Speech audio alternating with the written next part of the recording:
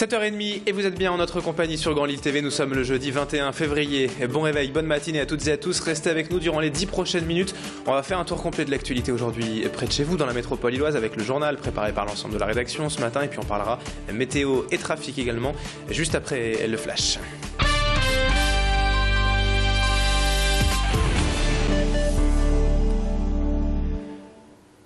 Et on démarre tout d'abord ce journal ce matin avec un mot de la météo et attention au gel aujourd'hui dans la métropole lilloise.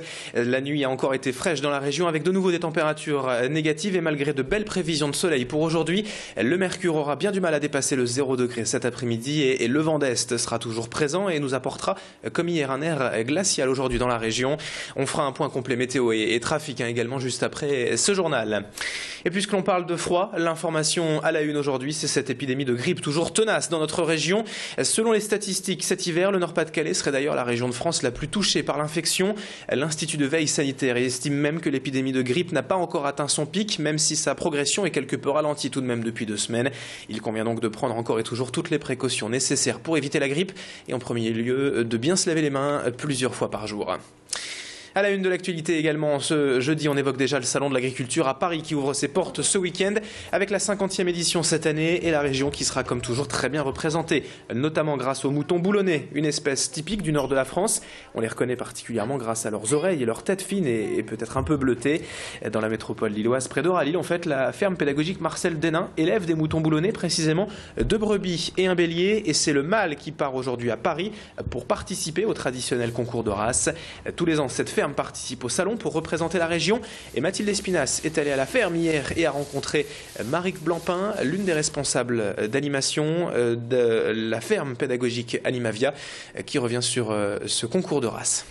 On sélectionne les moutons en viande et en laine. Donc on regarde si en viande il a une belle morphologie et en laine on regarde la fibre. Si la fibre est belle et bien épaisse, il risque d'être dans les premiers. S'il est premier dans une des 2 catégories ou même dans les 2, c'est un autre concours où il se retrouve tous les premiers du salon et il est élu premier de toutes les catégories.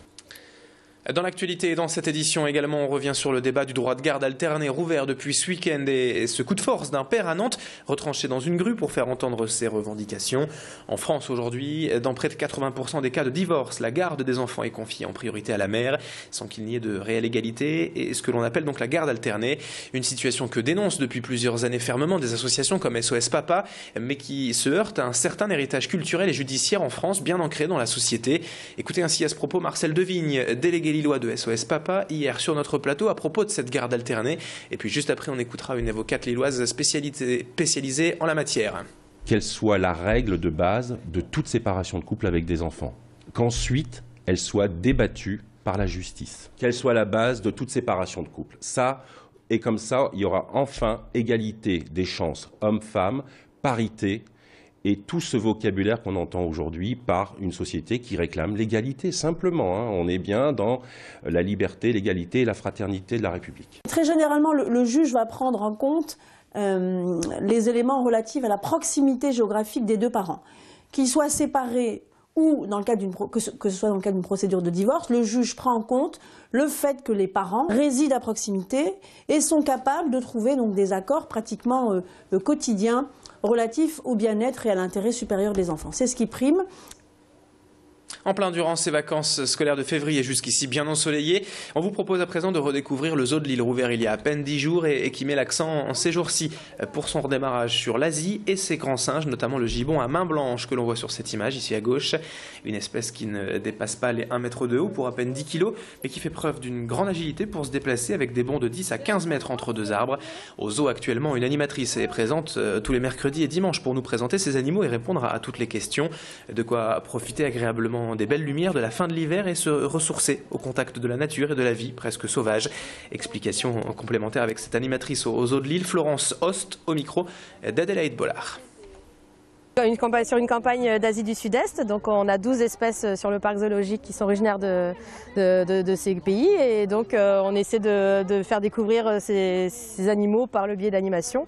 Donc c'est vrai que sur cette période de février, on a misé beaucoup sur les grands singes, sur le petit panda, puisque c'est une période aussi février où il n'y a pas encore non plus trop de monde qui au point de mettre le micro trop fort.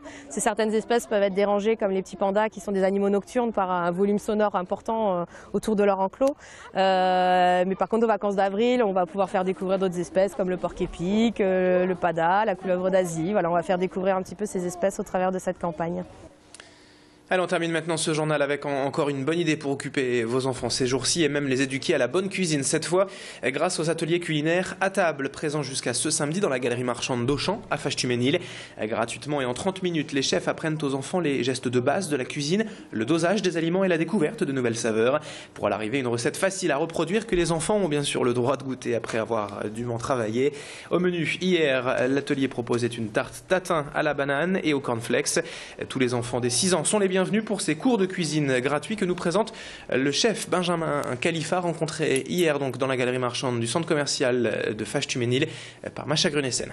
C'est un public différent parce qu'il faut donner plus d'attention aux enfants bien évidemment et leur montrer pas à pas toutes les étapes de la recette. Alors qu'aux adultes c'est un peu plus un show culinaire, alors que les enfants il faut vraiment prendre un peu plus de temps. En fait, il faut vraiment montrer aux enfants que la cuisine c'est pas forcément difficile, mais de leur faire plaisir aussi avec des petites choses qu'aiment les enfants en général, avec des petits bonbons, des petites choses, et également de leur faire donner, de leur faire passer un petit peu de fruits aussi, en l'occurrence des bananes, tout ça. Et c'est la fin de ce journal. Dans un instant à suivre la météo et l'infotrafic sur Grand Lille TV.